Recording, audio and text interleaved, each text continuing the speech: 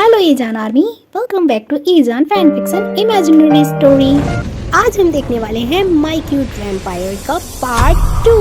तो बिना कोई देर के स्टार्ट करते हैं अपनी इस स्टोरी को। तो पार्ट 2 को स्टार्ट करने से पहले हम देखते हैं पार्ट 1 का थोड़ा सा फ्लैशबैक, जिसमें हमने देखा था ईवो की जो सच्चाई होती है वो जियाओ को पता चल जाती है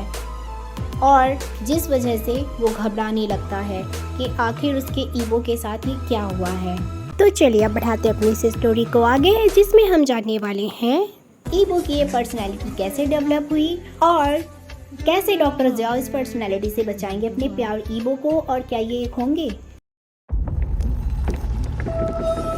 तो यहाँ से स्टार्ट होता है डॉक्टर जियाओ का मिशन ईवो को बचाने का,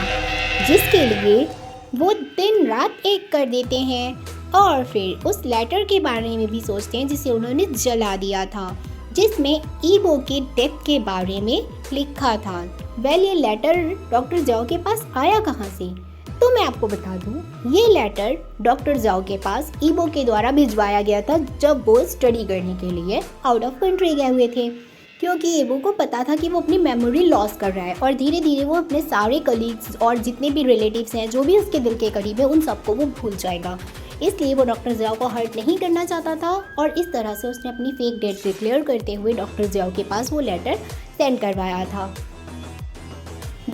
अब डॉक्टर जियाओ को ईवो के बारे में सारा सच पता चल गया है, जिस वजह से उन्हें ये पता है कि ईवो उन्हें भूलने का नाटक कर रहा है, क्योंकि वो अभी कम्प्लीटली वैम्पायर तो बना नहीं है। और इस वजह से डॉक्टर जियाओ के पास अभी पूरा मौका है हमारे ईवो को बचाने का। तो देखते हैं कि डॉक्टर जियाओ अब ईवो को कैसे कम्प्लीटली वैम्पायर होने से बचाते हैं और कैसे उसे खुद को भूलने से रोक पाते हैं। और इसलिए डॉक्टर जियाओ ईवो को बचाने के लिए रिसर्च के साथ साथ ईवो के साथ बिताए हुए अपने पिछले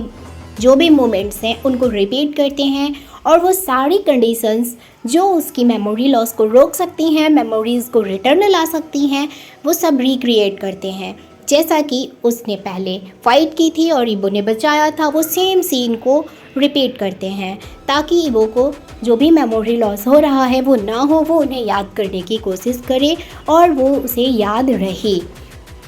डॉक्टर जियाओ की ये कोशिश काफ़ी हद तक मददगार साबित होती है और इस बारी हमें यह भी देखने को मिलता है कि ईवो ने जो पिछली बार मिस्टेक्स की थी अपने डिसीजंस को लेकर के, वो रॉन्ग डिसीजंस इस बार वो नहीं लेता है। जैसा कि पार्ट 1 में हमने देखा था कि जब डॉक्टर जियाओ ने ईवो को किसी और गर्ल के साथ देखा था तो वो उससे नाराज़ हो गए थे, बट डॉक्टर जियाओ को ईवो ने नहीं मनाया था और इन दोनों की गलतफहमी इस तरह बढ़ी कि ये दोनों फाइनली अलग हो गए। डॉक्टर जियाओ ने सुसाइड करने की भी कोशिश की, मगर इस बार ऐसा कुछ नहीं होता है। हमारा ईवो उस गर्ल को लीव कर अपनी मिस्टेक्स मानता है और डॉक्टर जियाओ को मनाता है। ईवो के साथ बीते हुए हर बिग मोमेंट्स को रिपीट करके डॉक्टर जियाओ जहां उसे उसके मेमोरी लॉस होने से बचाते हैं, वहीं ईवो भी एक नॉर्मल ह्यूमन की तरह बिहेव करने लगता है और वैम्पायर की एक्टिविटीज काफ़ी कंट्रोल हो जाती है और साथ साथ डॉक्टर जियाओ के साथ ईवो की जो बॉन्डिंग है वो फिर से स्ट्रॉन्ग हो जाती है।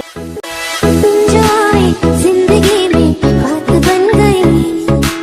सपने तेरी चाहतों के, सपने तेरी चाहतों के देखती हूँ अब गई, दिन है सोना और चांदी रात बन गई। ये होया जब से गहरा तब से रोने का जो। डॉक्टर जियाओ और ईवो एक साथ एक अपार्टमेंट में शिफ्ट हो जाते हैं और इस तरह से डॉक्टर जियाओ ईवो की हर एक्टिविटी को कंट्रोल करते हैं और साथ ही साथ अपनी रिसर्च जारी रखते हैं। तो चलिए अब हम जानते हैं कि आखिर ईवो वैम्पायर कैसे बना। ईवो के वैम्पायर बनने का कारण होते हैं उसके फादर, क्योंकि वो कम्प्लीटली वैम्पायर होते हैं बट उसकी जो मॉम होती हैं वो नॉर्मल ह्यूमन पर्सन होती हैं और फिर इन दोनों में लव बॉन्ड क्रिएट होता है और आफ्टर मैरिज जब ईवो का जन्म होता है तो वो हाफ फादर की क्वालिटी और हाफ मदर की क्वालिटी के साथ पैदा होता है। बट ईवो की सिस्टर, जिसकी मैरिज में ईवो और डॉक्टर जियाओ की मुलाकात होती है, वो एक नॉर्मल पर्सन होती है। देन हम नेक्स्ट सीन में देखते हैं ईवो को आता देख डॉक्टर जियाओ बीमार होने की एक्टिंग कर बेड पे लेट जाते हैं और ईवो के आने से पहले सारी दवाइयों को हाइड कर देते हैं। डॉक्टर जियाओ बीमार होने का नाटक इसलिए करते हैं ताकि ईवो उनकी केयर करे और वो रात को बाहर जाकर किसी भी वैम्पायर को किल ना करे, क्योंकि जितना वो वैम्पायर्स को किल करेगा उतना ही वो खुद वैम्पायर में कन्वर्ट होगा, इसलिए वो ये सब ड्रामा रचते हैं। डॉक्टर ज़ियाओ का ये प्लान सक्सेसफुल होता है और ईबो उन्हें अकेला छोड़कर बाहर जाने के बारे में नहीं सोचता और वो खुद को काफ़ी कंट्रोल करता है, क्योंकि ईबो की वैम्पायर वाली पर्सनैलिटी बाहर आने लगती है। बट डॉक्टर ज़ियाओ की हेल्प से ईबो बाहर नहीं जाता और फिर इन दोनों की एक लवली नाइट स्पेंड होने लगती है।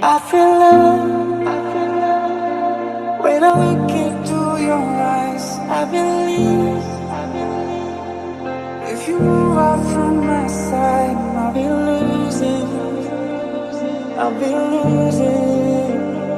grip on you, grip on you. तू मेरा कोई ना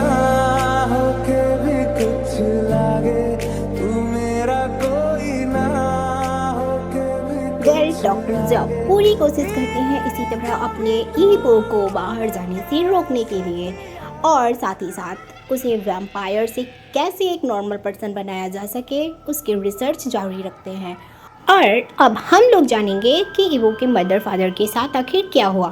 क्योंकि डॉक्टर ज़ियाओ का तो आपको पता है डॉक्टर ज़ियाओ अनाथ हैं और उनकी बस एक चाची हैं।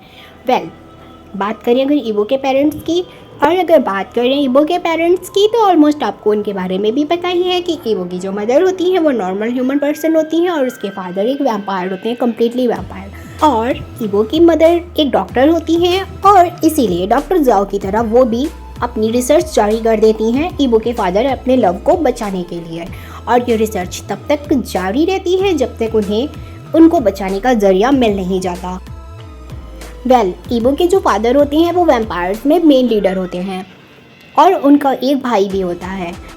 जब वैम्पायर्स को पता चलता है कि जो उनका मेन लीडर है वो एक नॉर्मल पर्सन यानी एक नॉर्मल ह्यूमन के साथ मैरिज कर चुका है और वो एक नॉर्मल लाइफ स्पेंड करना चाहता है, तो उन्हें गुस्सा आ जाता है, क्योंकि ऐसा करने से वैम्पायर्स की जो प्रजाति है वो खतरे में आ जाएगी और इस वजह से वो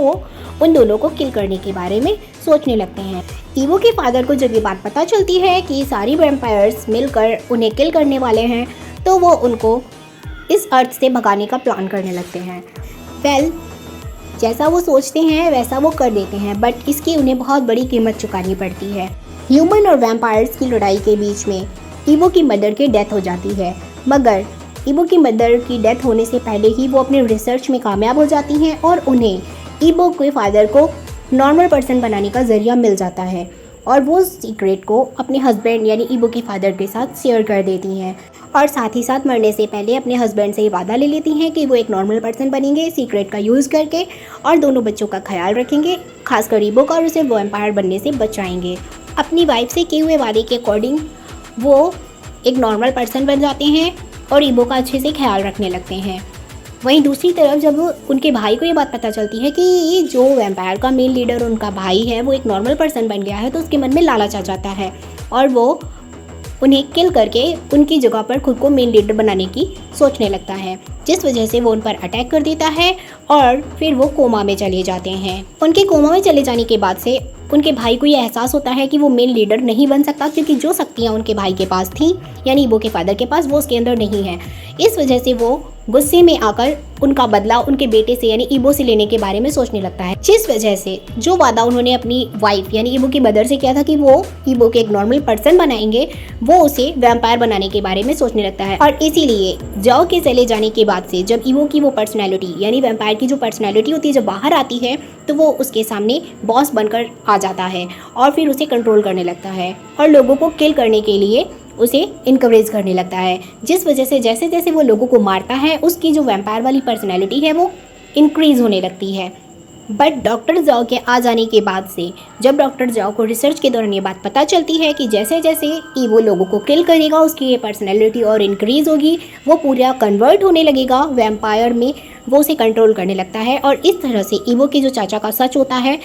वो उसके सामने प्रिवील हो जाता है और इसलिए वो ईबो को उससे दूर रखने की कोशिश करता है और उसे उसके ही बॉस यानी चाचा से दूर रहने के लिए कहता है और इसीलिए वो उसके साथ एक अलग अपार्टमेंट में शिफ्ट हो जाता है। फिर एक दिन वो उसे मंदिर में लेकर जाता है, जहाँ वो उसे उसके चाचा का सारा सच बताता है और ईबो को किए हुए गलतियों की माफ़ी मांगने के लिए भी कहता है।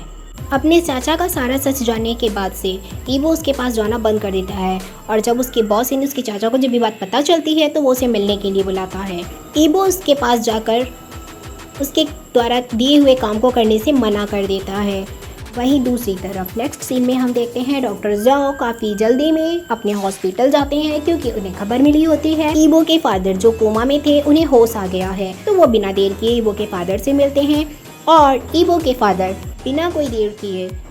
डॉक्टर ज़ाओ से अपने मन की सारी बातें शेयर कर देते हैं क्योंकि उन्हें पता होता है उनकी जान को खतरा है। इस वजह से ईबो की मदर के द्वारा बताए हुए सीक्रेट को वो अपने डॉक्टर ज़ाओ के साथ शेयर कर देते हैं, जिसकी वजह से डॉक्टर ज़ाओ काफ़ी हैप्पी हो जाते हैं और जोरों शोरों से रिसर्च जारी कर देते हैं, जिसकी वजह से उनकी रातों की नींद भी उड़ जाती है। वहीं दूसरी तरफ जो विलन होता है यानी कि ईबो का चाचा, वो ईबो के मना करने पर काफ़ी एंग्री हो जाता है और उसके बाद से जब उसे पता चलता है ईबो के फादर को होश आ गया है तो वो उन्हें किल कर देता है। वेल, ये तो अच्छा होता है कि वो अपना सीक्रेट ऑलरेडी डॉक्टर ज़ाओ को बता चुके होते हैं, जिसकी वजह से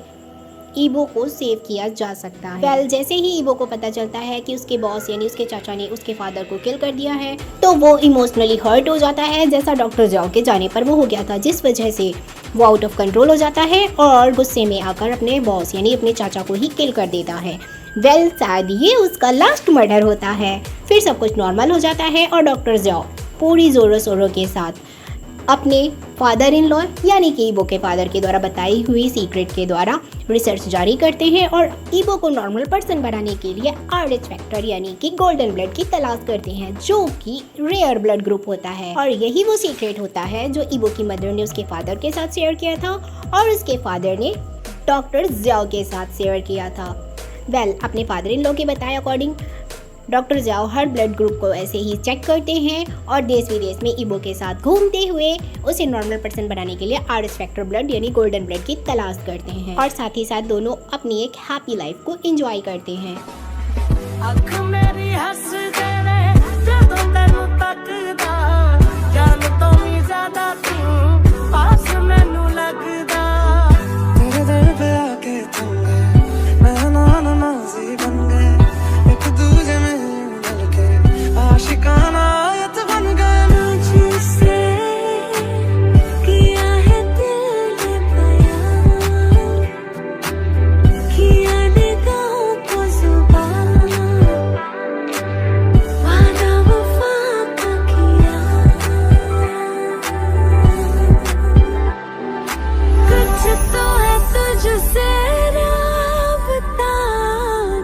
की रिसर्च के बाद भी डॉक्टर ज़ाओ को गोल्डन ब्लड नहीं मिलता, जिसकी वजह से वो उदास हो जाते हैं। बट कहते हैं ना, सब्र का फल मीठा होता है। और फिर एक दिन ऐसा केस आता है एक्सीडेंट का, जिसकी ब्लड रिपोर्ट के दौरान उन्हें पता चलता है कि हाँ, इसमें RH फैक्टर है और फाइनली डॉक्टर ज़ाओ को गोल्डन ब्लड मिल जाता है और ईबो एक नॉर्मल पर्सन में कन्वर्ट हो जाता है। और इसके बाद से स्टार्ट होती है हमारे दोनों मेन लीड की हैप्पी लाइफ जर्नी।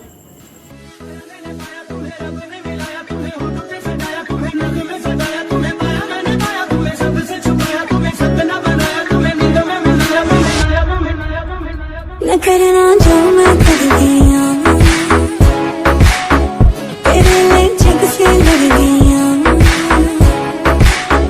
तेरे बिन जी नहीं सकती मैं, अकेले रह नहीं सकती मैं, किसी से कह नहीं सकती मैं, तो के तू है मेरा। बेवजह सांसें चल रही है सीने, इनको तू आते जाते छू